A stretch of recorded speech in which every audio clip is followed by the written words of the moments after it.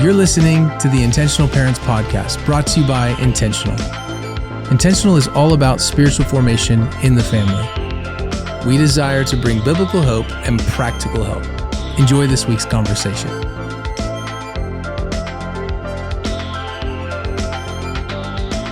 Welcome back to the Intentional Parents Podcast. We're sitting here today.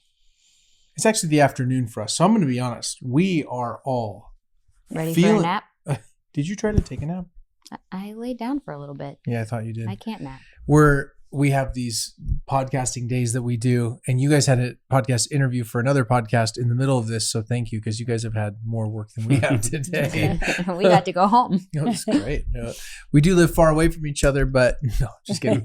We're close. I had to start sourdough because if we run out of bread, it's the end of the world. Oh my gosh. No. Let's talk about the jalapeno cheddar sourdough. You just take jalapeno and cheddar cheese chunks and you just put them in the sourdough. It's one of my favorite things. It might be a little more complicated than that. It's more complicated than that, but I can't go into it, so I just have to say But you have learned how to do it. I know. It's one of my favorite amazing. things. I mean, it's not a hard sell. Bread, cheese, and jalapenos all in the same thing. I'll figure it out. I'll learn anything. But did want to say thank you to everybody who has rated and subscribed. And if you didn't know, we're on YouTube now. So head over. Link is in the show notes. You can watch us on YouTube. So if you're over at YouTube, feel free to subscribe, even leave a thumbs up. That's really helpful. And we love you guys so much. It's such a cool thing to be able to connect with you in this way. And now you're with us literally visually.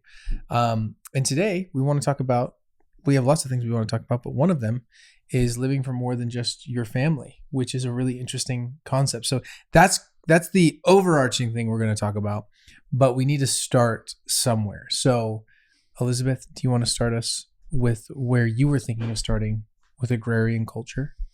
It's a big word. That's a big word. No, just start what you said right before we started recording was actually really, I think, insightful. And Diane, you said some stuff too. I think it would actually really help set up what we're trying to talk about. Yeah, well, we've just been talking about how, it's no surprise to anyone. Everyone knows we live in a very individualistic society, every man for himself, people living for their own pleasure. And we've just been talking a lot about how that has trickled down to the family. Now, obviously, it breaks down a little bit because if you have little kids in your home, you're not living just for yourself. You are living to keep them alive. But I think the tendency, and it happens without even realizing that it's happening, is to begin to exist for the good and the health of only your family, which parts of that are really beautiful. But it's not actually how we were designed to live. It's not how God calls us to live. It's not how the early church that we see as our example, it's not how they lived.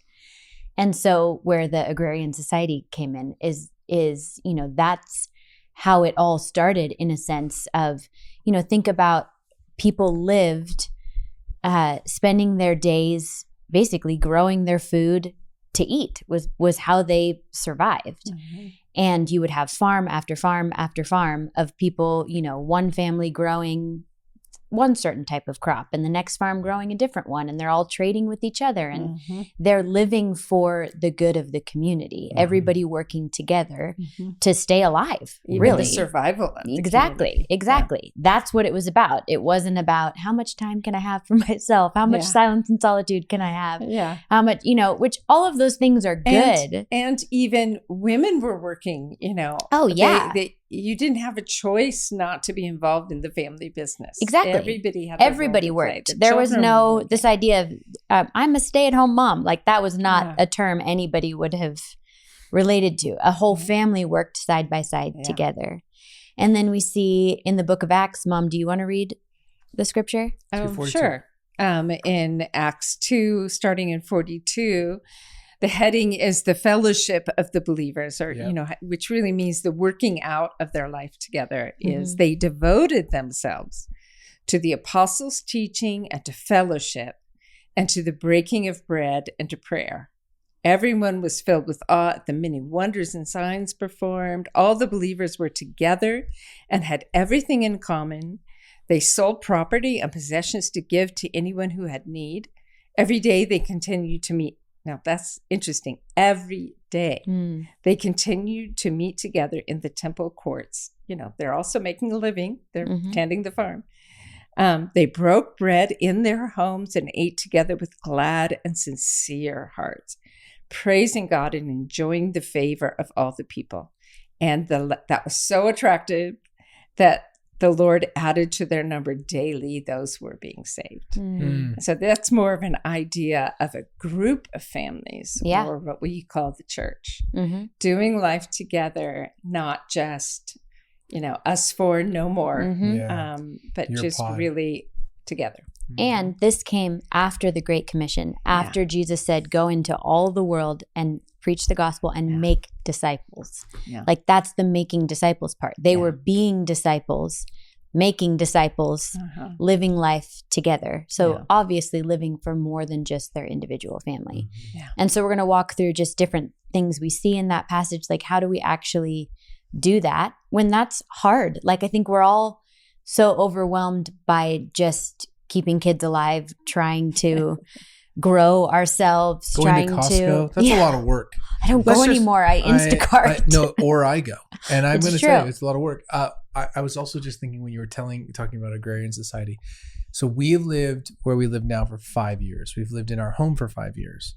And I still cannot get our very across the street neighbors to acknowledge that I am a human. I know. I don't know what it is. Seriously? I'm dead serious. Like it is A wave is as far as we get. I think I have introduced myself because there's times when like we'll get their mail because our address is just one number off. And the wife that lives there is named Elizabeth. So really? we will Very accidentally confusing. get their mail a lot, with just the different last name. Which is real fun to like knock on their door and be like, hey, we got your mail. And I still can't figure out, like we interact with people for a living. We literally are in the people business, and I cannot crack these folks to save my life. Literally, if I was like, I wouldn't go to them if there was an emergency. I'd be like, they probably don't care. I'm sure they're wonderful people, but I'm just saying the individual culture thing, it's just crazy because there is this thing built in within our culture. Like 5 years we've lived there, and we still can't connect with them. And I they've think lived we there have longer. kids the same age. Yeah, they've lived there longer than we have. Mm-hmm. So it is an interesting dynamic when you think about that. Is not just, that's our experience, but how many people when I say this are like, oh my gosh, yes. And also I think it's so refreshing when things aren't that way. Yeah. It's just such a refreshing thing. Like you guys actually have really great neighbors. Now they're all in your age and stage. So I think they grew up in a different time where it was more the norm to say, oh yeah, you get to know your neighbors because you want to know the people that are. And they do for you. I mean, like Phil had the flu, and he had to fly home early from LA. I had the flu in LA. Oh, I remember. Phil had the flu all by himself. And our next door neighbor went out and got their favorite chicken soup that I think they get from Costco and brought a few other things with it and put it at his door because she heard he had the flu and was going to take care of him. That's and then, so great. Then my other neighbor I got over it really quick, 24-hour thing. She had it worse, but she just heard that I was by myself. She goes, oh, do you want some cookies? I got some homemade cookies in the freezer. Okay, but am I right that both of those neighbors are not our age? They're they're not. More in your guys' age and stage. They're in their our age 60s. and stage. Which, do you guys remember when you were growing up, it wasn't as individualistic as it is now? People lived in community together. You were expected to be, a neighbor like you're talking about would have been just like so gossiped about because it would have been such an oddity. Well, I am kind of gossiping about them right now. So. You knew. Even, it wasn't just your next door neighbors. You knew the person 3 houses over. And exactly. they knew, the people on the block. their parents knew your kids, so your kids couldn't get away with anything because your playmates were in the neighborhood. And so this mother would tell this mother who would tell your mother. Can I tell you one of a child trauma story? Let me just tell you.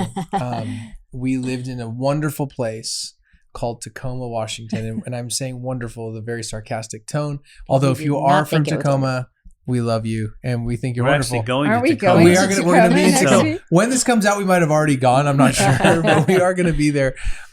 May, when is it? 3rd and 4th? We'll be there. I'm not going. 3 through 5. You're not going. But not because she's too good for. We love Tacoma. I'm saying I grew up there. Where I grew up was not the best area, and it didn't make me love the place. But I'm sure I know the lovely people from there. That said, we had a neighbor, and they had, and this was like this had to have been 1990. They had one of those cars, and these were really cool, where you would get in the car and it was electric, and you'd push your foot on the gas and you could drive the little car around. You know what I'm talking about? Oh, like the golf cart? Yeah, yeah. But I mean, they're like the little kid Oh, ones. like And the they're- little kid. Yeah. Yes, I little kid always cars. wanted one I of know. those. And your parents I never got, wanted they to didn't. give you one of those. You couldn't afford it. But back then though, they were a lot more expensive. Now they're just like every other kid has one. Yeah. But back then they were a rare commodity. Mhm. And I remember with my brother and I, we saw it in their backyard. So it's summertime, we're outside in our backyard. And we're like, oh my gosh, we know they're not home. And their electric car is right there. Oh, no.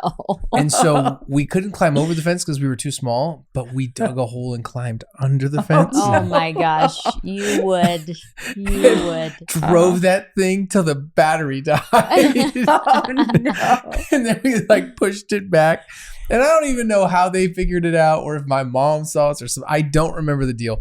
I just remember that night getting in so much trouble for going and sneaking under and going to someone else's house. But I mean, that is like, I actually think, if I remember right, the neighbors saw us at some point and came and told my parents, even though they didn't know, they didn't know each other really well. Yeah. But I mean, that's what it was. You couldn't get away with anything. Yeah. You couldn't get more interconnected. Yeah. Yes. So anyway, that was a story segue to say we don't live like that. You know when it started to change? Tell me. The invention of the garage door opener. Interesting. Tell me, as me, convenient as it is, it was one of the things that stopped the dialogue, because you used to have to come home from work, stop your car. Now your garage has so much stuff in it you can't put a car in it because you've got workout gym and your sauna and stuff. But and you'd be and everybody'd be out coming, especially in the Bay Area. The weather was great, and so it's just natural. You'd wave and start talking to your neighbor, and there was all this stuff. But when the garage door opener got invented, people just wave from the car, go inside, close the garage door. Bam. Yeah. No talking. That's a really great point. And it actually affected negatively conversations. Interesting. Yeah. Interesting. So is it banned the garage door opener? No, I love my garage door opener. I'm just saying it really began to convenient change. when it's cold. It's it's funny how subtle things like that do change, and how many people just open it up, drive, and then don't get out of the car, never have to see anybody. You'll see it all the time. But even the TV expanding, do you remember when you were a little kid, Phil, that TV was only on for a few hours a day? Otherwise, you just get that snow thing. Now people are rushing in, honestly, to watch their favorite TV show, or maybe nobody watches actual TV shows anymore. They're on Netflix. And so much entertainment. But our entertainment when we were little was outside. It wasn't, there was no entertainment inside the house unless you were like me, a voracious reader. But otherwise, being inside was kind of boring. So even for the adults, they were out having, I remember my parents having like a pre-dinner drink on the patio with neighbors who then were rushing home to get dinner out of the oven. And that was kind of a normal thing. Because there really wasn't much entertainment inside the house. You are enjoying content brought to you by Intentional, a crowd-funded non-profit that desires to help families and marriages all around the world in the area of discipleship and spiritual formation. This offering is completely free, thanks to the generosity of our growing community of legacy builders. Legacy Builders is a group of people from all over the world that gives monthly to fuel this dream that we have in our hearts of seeing discipleship to Jesus in the family become a way of life. A monthly gift of $5, $10, or even $30 can continue to fuel this ministry forward. Our dream is to invite people like you to join and partner with us at a financial level and to see this work integrated into families. So as you listen to this podcast, would you prayerfully consider joining us? Would you allow the Spirit to lead you, even if it's just a few dollars a month? Thank you so much. And may the Spirit of Jesus give you wisdom, clarity, and joy as you pray about joining us. If you want to join today, go to intentionalparents.org and click on Give. Yeah, I think I can see our kids' generation and even our kids loving that. Like that generation being like, let's bring back only a couple hours of TV and only, analog. Yeah. I mean, sure, it's a big deal, but families living beyond themselves is a really big part. And I think what I know we see now in culture is families that live for themselves and realizing like even church is a really interesting dynamic, right? Because church isn't fully about you. It's actually about what you can give, not about what you can get. We've talked about this many times. We also did an episode, we can link it in the show notes, but called Why Go to Church a while ago, based on Ronald Rolheiser. He gave like 9 really great points. So I think we talked about all 9 of those.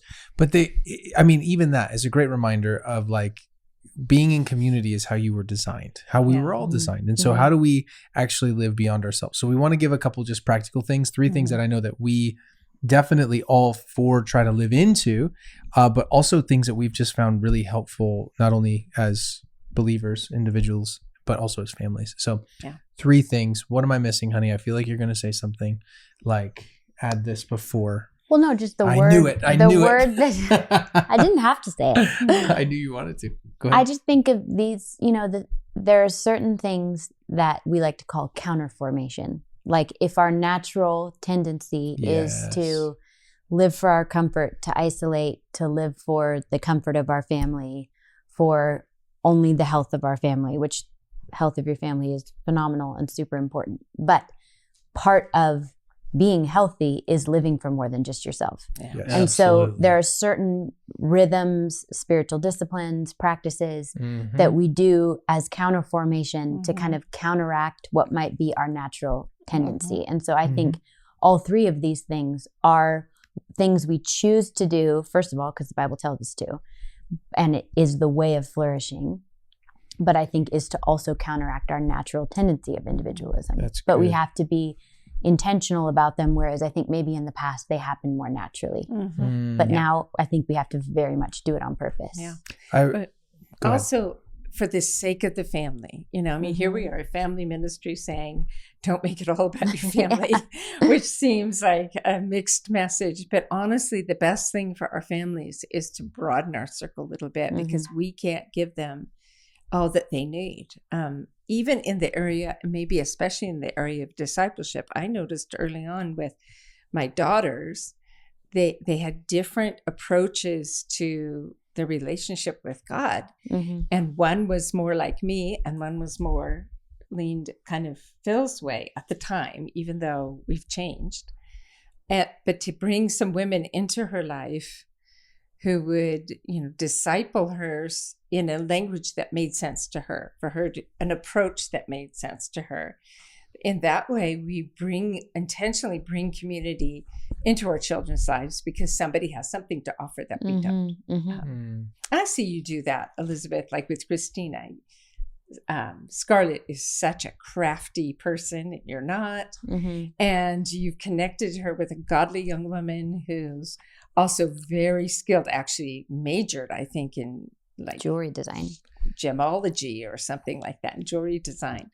And just you're connecting her with somebody who can offer her what you can't. And we're talking about, obviously, the lovely Christina Fordyce, who works with us, and she's amazing. Yes. And she's a friend. And she writes the show notes, so And she will be listening to this. We love you, Christina. Christina. And yes, and like Christina pouring into Scarlett is a huge gift, and it connects with her in a way because Elizabeth and I are, we might be creative people, but we're not necessarily crafty people. Those are different things. Right. And so putting people in her path, I know that same thing for Duke, different things that he's doing, helping. So yeah, all of this is like, it's for the family. It's for the family. Yeah. And I guess to say, I don't think any of this is, what's the best way to say it? None of this is like against the family. It's to help the family be fully stronger, what it's made to be. So I know we'll have so many thoughts. So the first thing we want to talk about is, as far as having a family that lives beyond itself, you want to be a family that's hospitable. Hospitality is like a really big part of that. We talk about Romans, and when it comes to the Bible, we're going to talk about a bunch of scriptures, but when it comes to the Bible, I can't remember who said this. I think it was actually Dallas Willard said this recently. Well, not recently. He said it a while ago, but it was one of the few talks that was recorded of him. And he said, I believe that the Bible has everything that we need to live in a way that is for our flourishing and for wisdom to every area of life. And even before we started recording, we weren't planning. It was an impromptu family meeting, and we were talking about just this random dynamic. And there was a verse, literally an obscure verse in Ecclesiastes, that literally spoke to the exact thing. So when we're talking about these things, these are also pieces of wisdom from God's word for us to live into. So Phil, what was that verse in Romans that you had? I think you had it. It's very short. Yeah, in the list of Romans 12. Yes. Which talks about laying down your whole life as a living sacrifice.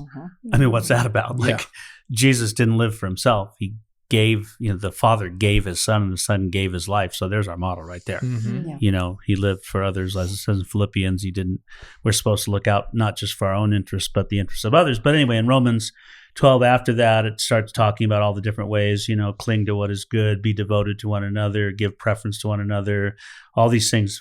And then it says simply, contributing to the needs of the saints, practicing hospitality. There it is. So we're to practice hospitality. This is Paul's letter to the believers in Rome. This is how you're to live out your faith. Practice hospitality is one of them. Yes. Diane. Great quote in John Mark's newest book, Practicing the Way. The son that you taught to read. Yes. You taught him to read and to write, and look, it's gone. It's been a helpful gift. But he read in his, after his mom taught him how, Henry Nouwen. And he says, as Henry Nouwen so beautifully said, in our world full of strangers, estranged from their own past, culture, and country, from their neighbors, friends, and family, from their deepest self and their God, we witness a painful search for a hospitable place where life can be lived without fear and where community can be found. It is possible for men and women and obligatory for Christians to offer an open and hospitable space where strangers can cast off their strangeness and become our fellow human beings. What a beautiful thing. In other words, it's a beautiful thing to be hospitable with our people. Yes. And I see there's one more quote that he says, when we offer hospitality, we get to embody the heart posture of the Trinity's inner life. So think about that, the way the Trinity, God and the Father, in the form of the Father, Jesus, and the Spirit, how they are with each other, a hospitable place. So he calls it the heart posture of the Trinity's inner life, and that he lists several things: welcome, invitation, warm affection, generosity, provision, safety, community, comfort, the meeting of needs, delight, and sheer joy. And that's really what we're talking about. We're not talking about a fancy meal at the table, although food is usually involved. What we're talking about is offering this place for people and bringing them into our family, and our family into the needs of these people. That you said one of those was welcome each other. And that's another verse, by the way, in Romans, and I didn't know this in my Bible. In Romans 15:7, it says, accept one another just as God in Christ has accepted you. But when I studied it, it's also, one translation is welcome. Welcome one another just as God in Christ has welcomed you. And so God welcomes us. He wants us. He wants to have fellowship with us. Yes. Like the one that I love to quote, especially when I think of evangelism. Behold, I stand at the door and knock. Jesus said, Revelation 3:20. It's a great verse to say, give your life to Jesus, but it's actually talking about fellowship. Yes. Behold, I stand at the door and knock. Jesus is speaking. If anyone opens the door, I'll come in and dine with him and he with me. In other words, we're going to have a meal together. We're going to share fellowship together. So this is the hospitality God wants with us. Yes. And then we're to turn around in his name and expend the same hospitality. So to throw a question to everyone at the table then is, what does it look like to be a hospitable family? What does it look like to be a family that practices hospitality? Well, she said one thing: you don't have to make an amazing, elaborate meal, right? Good, yes. It could maybe we talk about what you don't have to do. Pizza on paper plates, right? That's true. Yeah, I think it's more of a mindset than it is producing something. I think there are people who have the gift of hospitality and doing a gorgeous meal and being so thoughtful of. I think of like the Fullers. Remember Lindsay and Robbie Fuller, they would have people over and just create this beautiful experience, you know. I think there are those people, but I think most people are not necessarily like that. But most people, if they chose to, could get some really good takeout or some really great frozen Trader Joe's stuff and replate it. No, I just heard paper there's whole plates. websites on and IG feeds on how to turn Trader Joe's like foods fake it till you into a make it. feast. Oh, I Yes. gotta tell you, Fake it till you make Yes. it. But Yeah, I it's think real. it's more of a heart posture, of a mindset of, we want people coming into our space, or if they for some reason can't come into our space, we want to create a space. We want to invite people to meet up at a park, and we're going to organize it, and maybe everybody's going to bring the whole meal. But am I right that we're not just talking about meals? Because I think No. what you're doing, which is really true, is you're touching on what most people immediately associate as hospitality. Yeah. But hospitality isn't just being able to put together a meal, right? I think it's also a posture of heart.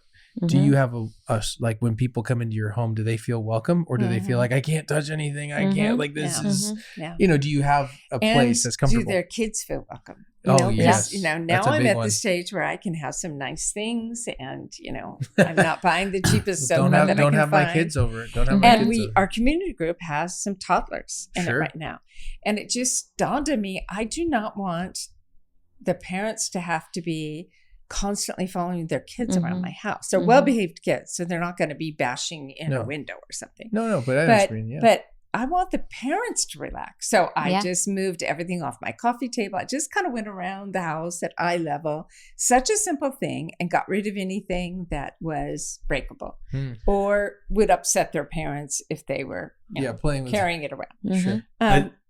That's a I mean, I guess I'm using myself as a good example. That's really bad. No, it's not No, bad. but it's true. honestly, It's it was true. just the thought of, they're coming to my house and I don't want them to be working their tails off.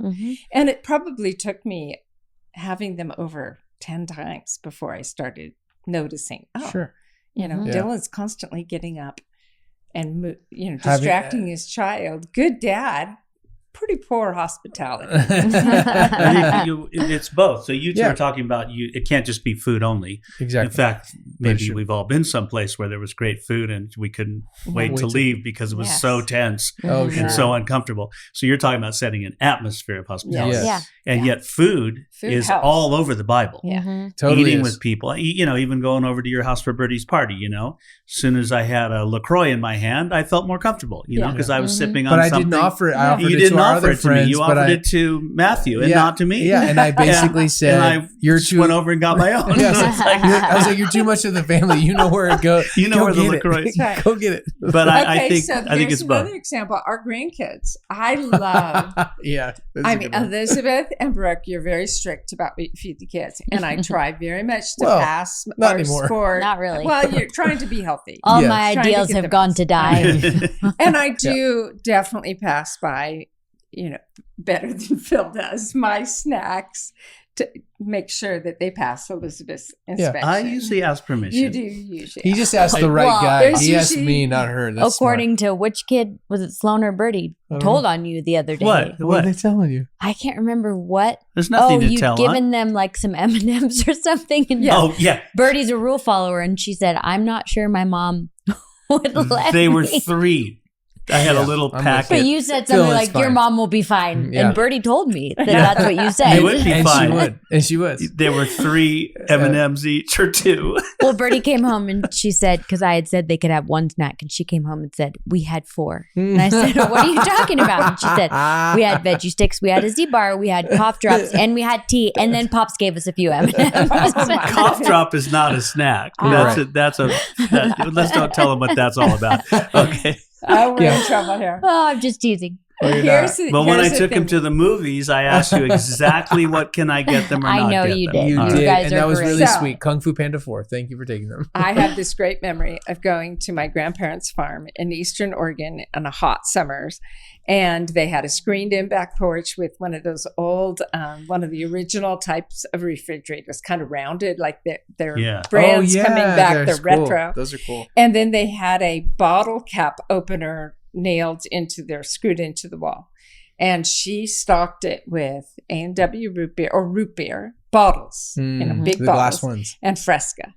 And I have the best memory of her telling me I could just go in and get a Fresca anytime, and then just popping that bottle off and sitting on that back porch, and under the big elm tree, and I mean, that felt really decadent to me. Of course. So wanting to pass that on to my grandkids, I feel like we've tried really hard to make sure that some of their favorite stuff is here. So Scarlett will sometimes come over and make lunch, knowing that we have her pot stickers. I think she comes over for lunch often. For the gluten-free pot stickers that I can't buy because they're so expensive. So I'm buying it for her now. I know. And then I never get any of them because they're gone. Mhm. But I love that Duke came over today while we were podcasting and on our break, and he went straight for the pantry. He didn't even. He just immediately started. That's like saying, Duke, you're really important. Yes. You're part of my family. Yeah, and that means you don't have to ask.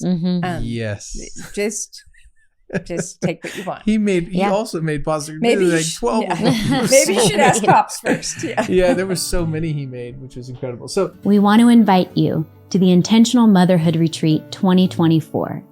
Last year, over 600 mothers gathered together to learn, to worship, both to encourage and to be encouraged. The Father spoke and the Spirit moved and Jesus healed. And it was so incredible that we cannot wait to do it again. We want to invite you October 3rd through 5th here in Bend, Oregon, where we live. We know that the journey of motherhood is both beautiful and it is hard.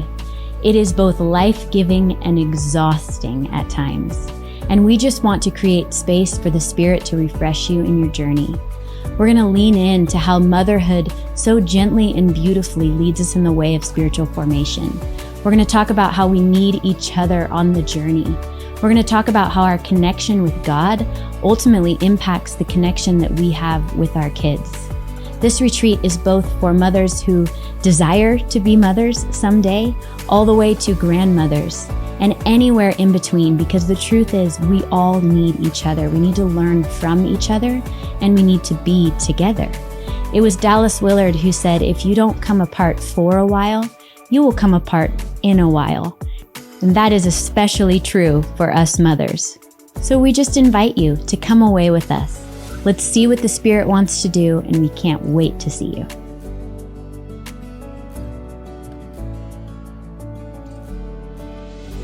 yes, it's not only an atmosphere, it's having little things like that. And I think there is it's a posture of heart. So hospitality. Secondly, we could go on all day on all these. So we are practicing self-control currently by not going crazy on the first one. Second one, and this is big, and this is tied to multiple layers, but generosity. This is a really big part of for a family living beyond itself. Now, generosity is not just money. It's time, it's attention, there's multiple things. But I want to read this verse at Proverbs 21. I just recently read it. Proverbs 21:26. I read it this morning, actually, I think it was. It's talking about the lazy man. And I was reading this thinking of like the moments when my kids are lazy. And I'm like, yes, I got a verse for them. But at the same time, it's like more of this wonderful principle. It says, taking the easy way out is the habit of a lazy man, and it will be his downfall. And all day he thinks about all the things that he craves. So it gives this contrast. Here's the lazy man. He's just thinking about himself all day long. And then it says this, just blew my mind. For he hasn't learned the secret that the generous man has learned, that extravagant giving never leads to poverty. Yeah.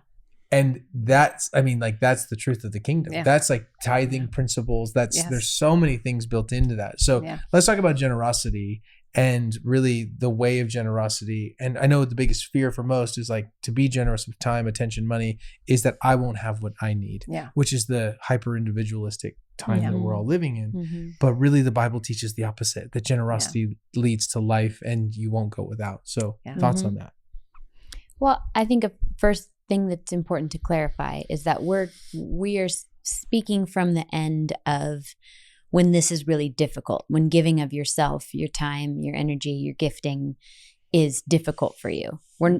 I think there's obviously the whole other angle of people who are giving too much, or giving in order to be loved or to earn acceptance, or that maybe need to set some boundaries with how much they're giving. But we're talking that is definitely some people's struggle, but we're talking from more the end of maybe that's not your struggle. Maybe actually giving your life away, giving your resources away is really difficult for you. So I think that's just an important caveat, because I would hate for somebody to be listening and be like already giving way beyond what they're even capable, than what they have. You're catching a different angle than I was giving, but thank you for that. Yeah. But appreciate that. But I think so often we think of generosity as just financial or just giving somebody something. But I think, again, all of these are like heart postures or lenses in which we look through the world of like, where are there opportunities that I can be generous? Do I have something that my neighbor, my community can use and have full access to? Am I giving of my resources financially and trusting God with the rest? Yeah. Like all of these this can take on so many forms. Of course it can. But I also think this brings up to me, because I generationally see this. Phil, we talked about this. We actually talked about this when we were speaking recently about the angle of teaching your kids about tithing and the importance of that.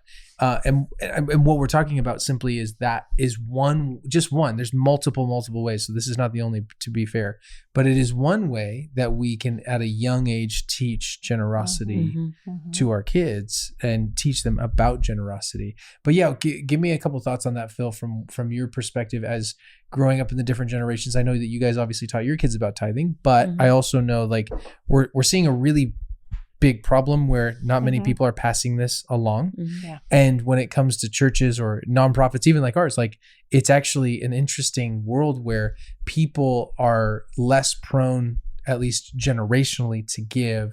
And of course, there's always the remnant. There's always those people that are like following the ways of Jesus and are, usually 20% of people give 80%. This is the truth of so many churches, so many nonprofits. But it's 20% of the people that give 80%. Yes, 20% of the people give 80%.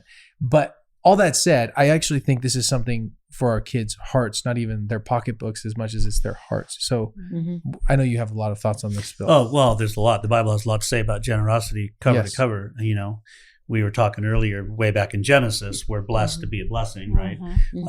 Abraham is God's blessing him, and he is to be a blessing. And so I think when it comes to generosity, as followers of Jesus, we have to step back and say, we realize that we've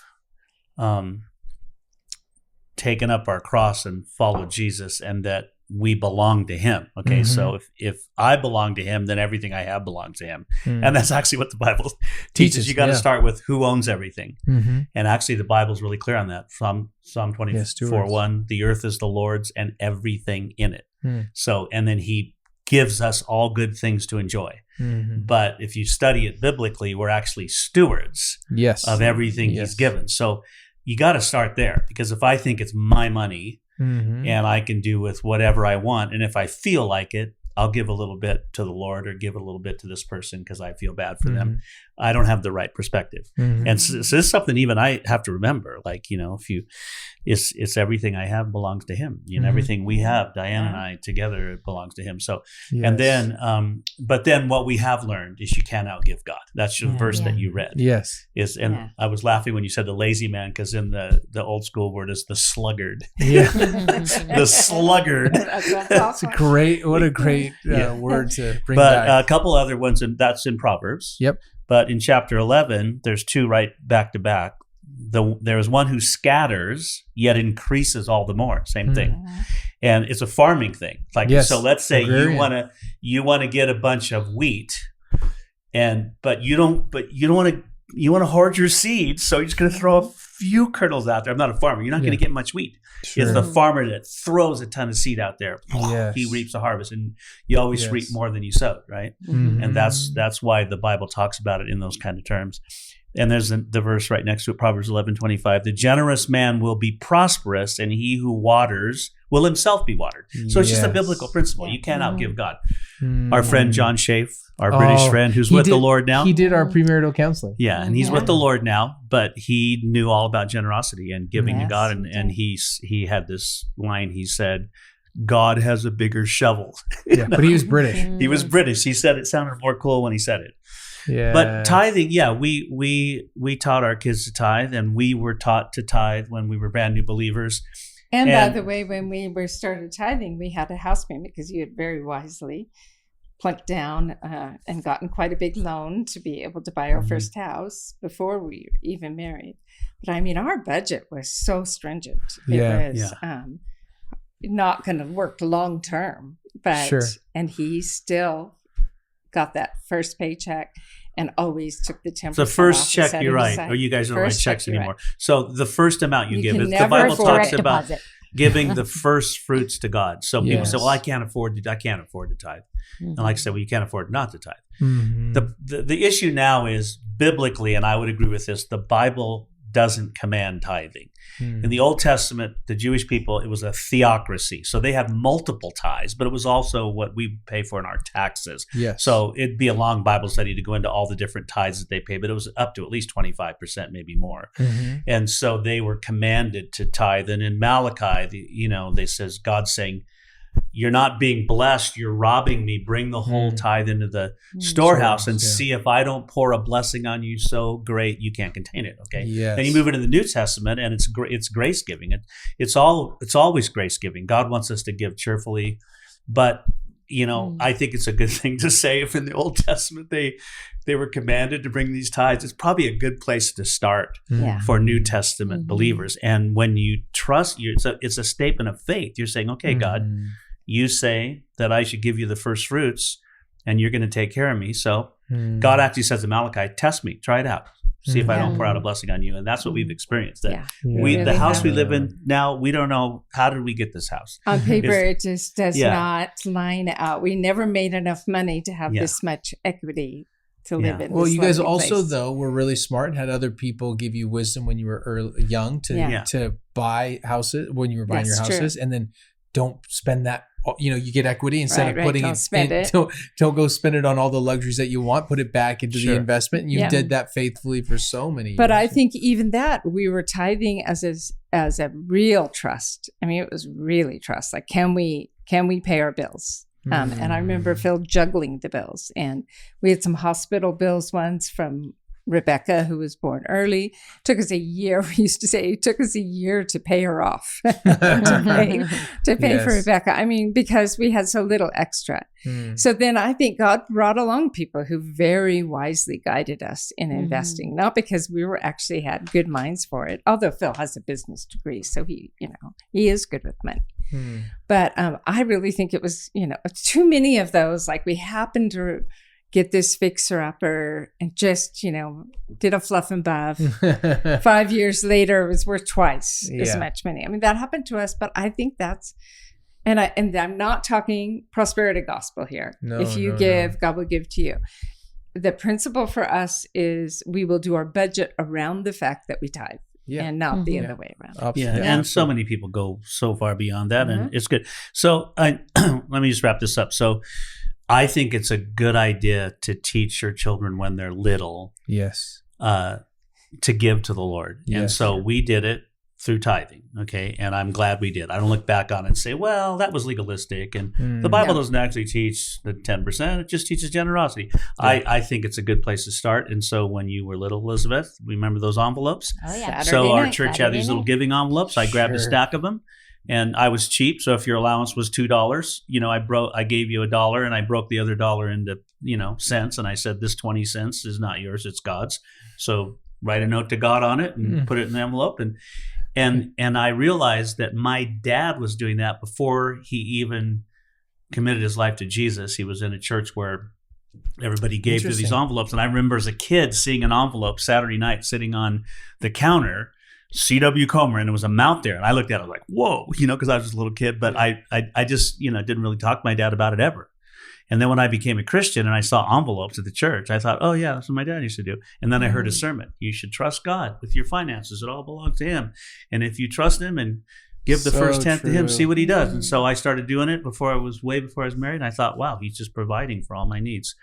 Yeah. And in 2 Corinthians 9, it just says, let each one do as he has purposed in his heart. So it's not a legalistic thing. You have God, not grudgingly, not, you have to do this, or under compulsion, like you're being made to do it. God loves a cheerful giver. Yeah. So when we give cheerfully and in faith, realizing that I'm a steward and he owns it all, then look what the next verse says. And God is able to make all grace abound to you always, having all sufficiency in everything, you may have an abundance for every good need. And the verse before, if you sow sparingly, you're going to reap sparingly. You sow bountifully, you're going to reap bountifully. So God just says, look, just look what I'm going to do for you. It's all. He just takes care of us. All the time. I think of all the different people. There's a friend I know a friend we have, and their goal is to live off of, instead of the 10-90, you tithe 10%, you live off the 90. They want to live off of the 10 and give 90, and they're close. They're close. And so it's I have a book, Laterno. If you ever heard of Laterno College in Texas, anyway, the founder, he has a book called 90% for the Lord. Oh, really? That's what he did. Oh, yeah. And God just kept prospering him. Wasn't he the inventor of the caterpillar? He invented the big, huge tires that go on the caterpillar tractors and stuff, and other things. He was an inventor. Yeah. But he's so cool. Famous for being 90% for the Lord, and he just kept getting all this money, and he's passed it on to his kids, and so and like you said, that's not the heart. It's the heart. We have a new offering for you. If you would like to receive daily or weekly text messages and encouragement around parenting, marriage, with prayers and scriptures, click the link in the show notes, and we would love to send those to you. Can't wait to connect more with you. So having a posture of generosity, also as a father, I think it's really important. Dads have this abnormal weight up to their words, I think, in the family. And this is a culture shaping word. This is like when we say all the time with our kids, well, we share. Why? Well, because we're a generous family. So we use the word generosity in lots of different forms, not just money by any means, but we say, hey, as Mosers, we are actually generous people. So that means we're going to share time. And when our kids want to give away something that's like really nice or insane, and this happened a couple of times where they've wanted to give something and it's like, whoa, we just bought that for you or whatever. Like we actually don't stop them. We like, if they want to give away to the point of pain for themselves because they see a need, we let them, and we try to press into it as much as we can. But anyway, that's a culture shaping thing. So just as a reminder, it can start even with that, just communicating like, this is who we are. Yes. And sometimes I've seen you do it with childcare. You have 4 of your own. You don't need to add anybody to the chaos. Somebody in need, you've invited their kids to come over so that mom can go meet that need or take care of that doctor's appointment. I mean, a lot of it that's a real generous to the point of hurt. Oh, and sometimes it's to my own hurt. The other day she had volunteered to have. I asked you first. No, all I want to say is I got home in the afternoon. And I had Phil and I had a really important phone call with a friend, and we had a call that was scheduled. And I get home, and there's not just my 4 kids, but there's 2 more as well. So I'm like, hey guys, so I'm on the phone with you guys, but there's time for Bluey. There's 6 kids at my house, and some are younger than my own kids. So like, I only have so much time.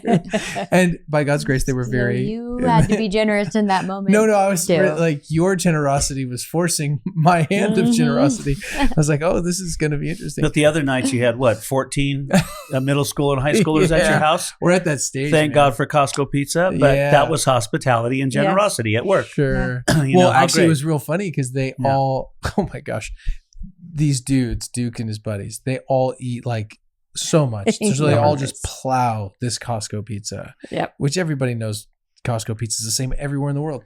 And then one dude's like, I'm just so antsy, I gotta go run. And they're all like, yeah, let's go. And they all decided to immediately run a mile afterwards. So Oh this my was gosh. within 10 minutes of them finishing. I was like, are you guys kidding me? Like, have a blast. Like, do you want to come? I was like, no, I'm not. I don't want to die. Like, and I made some excuse like, yeah, I got to wait for the other kids that are showing up. Someone's got to be at the house. And they all ran as hard as they could. And I was like, wow, what it's like to be young again. Well, we had a middle school Bible study at our house for how many years? I don't know. Okay. 3 years maybe. Really trashed our house. They definitely do. Here's the remember question. Who was leading that Bible study? I was. You were. He was. Was it for like... There was a reason that I led it. Yeah. Yes. We wanted a place of some maybe more discipleship and depth for our kids. And, That's a cool idea. I still have relationships with some of those kids. I see them from time to time, and they remember that. That's They a cool talk about idea. that. That's a really It cool was- idea. Well, what we you're just saw saying. the youth group that our kids were in was more geared to people that were troubled and not walking with the Lord and, smoking pot and stuff. And the leader had a real passion heart for for hurting that. kids, but there were all these other kids that were like ready to grow and memorize scripture. And I realized that's never going to happen here. So I thought, well, I can complain about it or we can do something about it.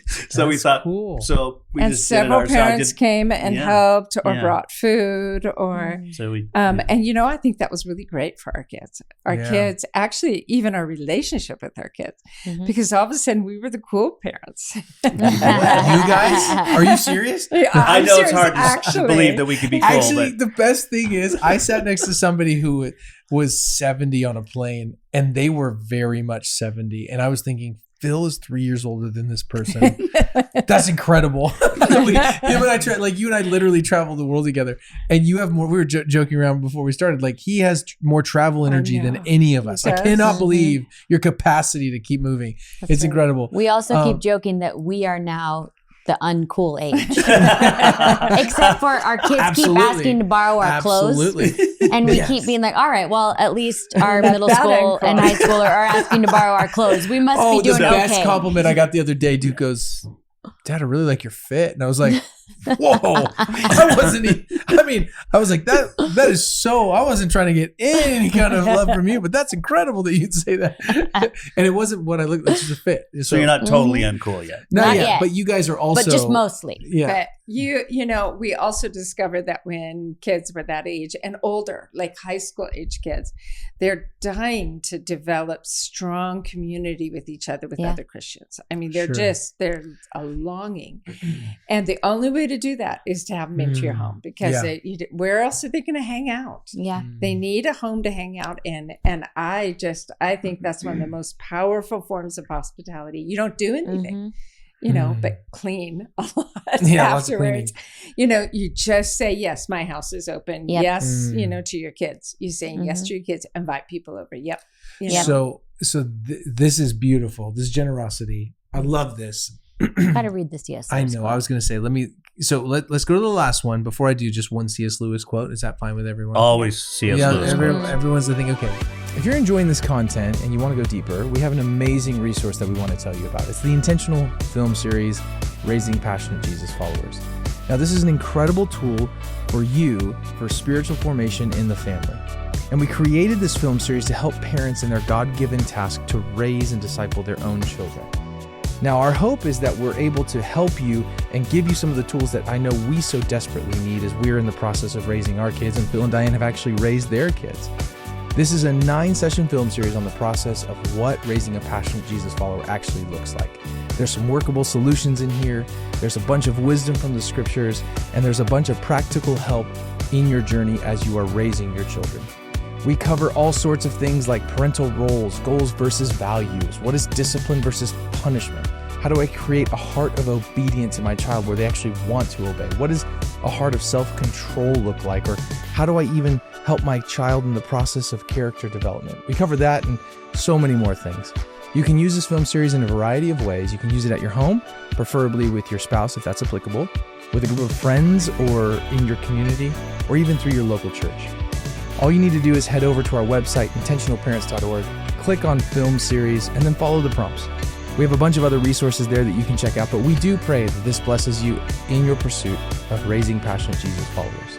He says this, I do not believe one can settle how much we ought to give. I'm afraid the only safe rule is to give more than we can spare.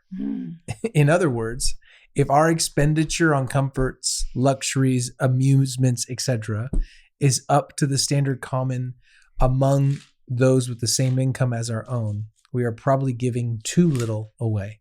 Yeah. If our charities do not at all pinch or hamper us, I should say that they are too small.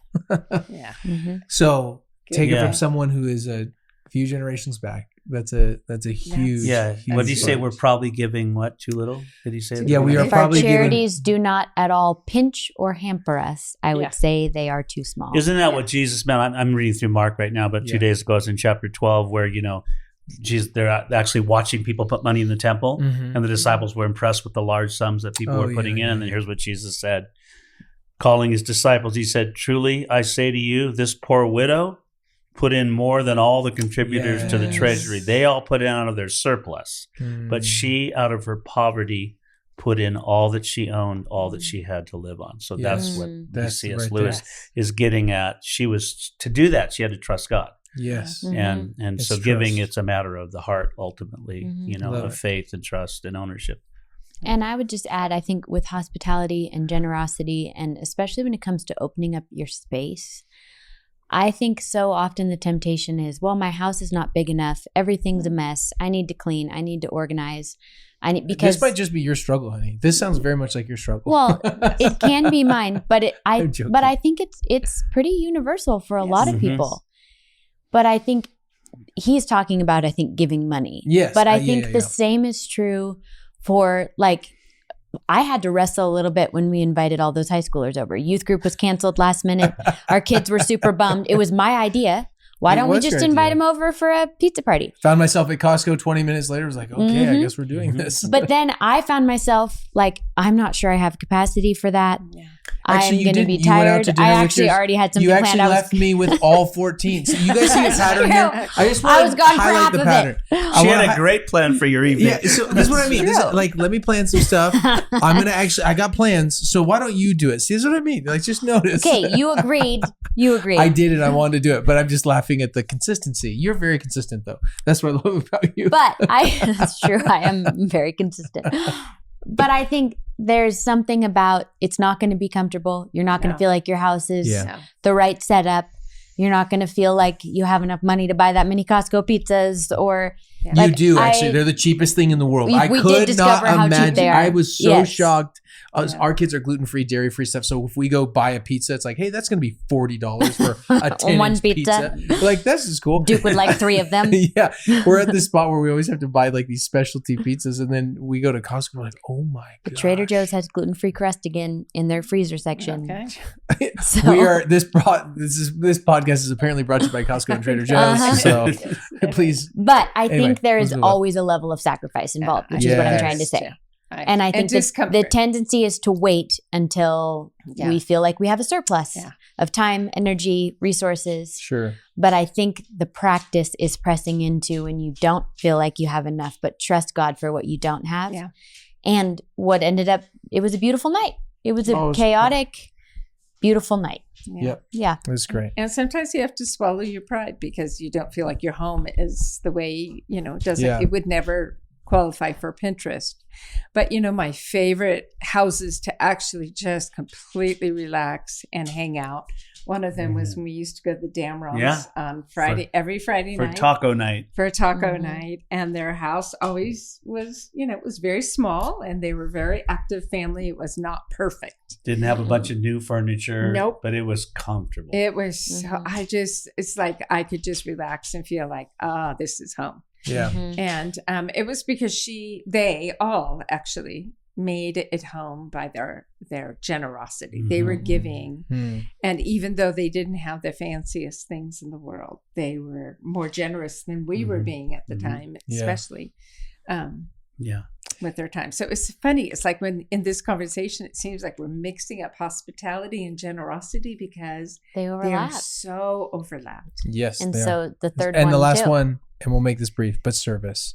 The idea Yes. that, that's really what you were just saying. It's that posture of swallowing your pride, Yeah. laying it down. It's a way to serve. So sometimes opening your home is a way to serve. Sometimes giving is a way to serve. Sometimes being hospitable is a way to serve. And so service is a way that we can create that, help our family not just exist for itself. How can we serve others? That some of that's like in your community, some of that's like within your home. Maybe it's your neighbors, maybe it's watching kids. I think it's really just, I think when you have a posture to say, God, I'm willing to like actually be aware of these things, there's opportunities all around. Like, I think there's so many endless opportunities for all of us. Yeah. I mean, there's so many, you can't meet all the needs. No. And so I think there is an importance of asking what's mine to do. Yes. But I think the whole point is there is stuff for us to do. That's a part of furthering God's kingdom. That's a part of loving our neighbor. That's a part of being, not just attending a church, but being the church. Requires us picking an area in the church to serve. Yes. And I think what's beautiful about that is you can involve your whole family. Yes, there are some things that maybe your whole family can't do in church specifically, but there's a whole lot that you can do as a family or involve your kids. Again, you're modeling for them what it looks like to live in community, what it looks like to have this heart posture of hospitality and generosity and service. The only way they're going to pick that up is if they see you doing it. Yeah. And I think there's so much we can bring and value our family along. Like saying, look at this family, look what they do. Like call that out as a high value to us as Mosers or us as Comers. The Comer family values this kind of thing. Yes. You know, I think we need to remember that our God models all this for us. Yes. He welcomed us. That's the hospitality part. Generous. He gave his son to die for us. And then when you're talking about service, you know, I'm just reading Mark, but Mark 10:45, some say is the key verse to the Gospel of Mark. The Son of Man did not come to be served, but to serve and give his life a ransom for many. So Jesus says, I didn't come for myself. Here I am. I created the world, which he did. He created the world. Colossians chapter 1 says, here I am. Bow down. No, he came and laid down his life. And so I think that's our example. And that's what we're to do. We're saved to serve, you know? Yes. And then that's where the joy is, because there's more blessed to give than to receive, Jesus said. So that's well said. We'll end there, but thank you for that wisdom. Thank you all for today. Be a family that lives more than just for yourself. Hospitality, generosity, service. Try to incorporate one. Try to incorporate all. Or if not, just make it a prayer. Begin to make it a prayer for your life and your family. So thank you all for listening today.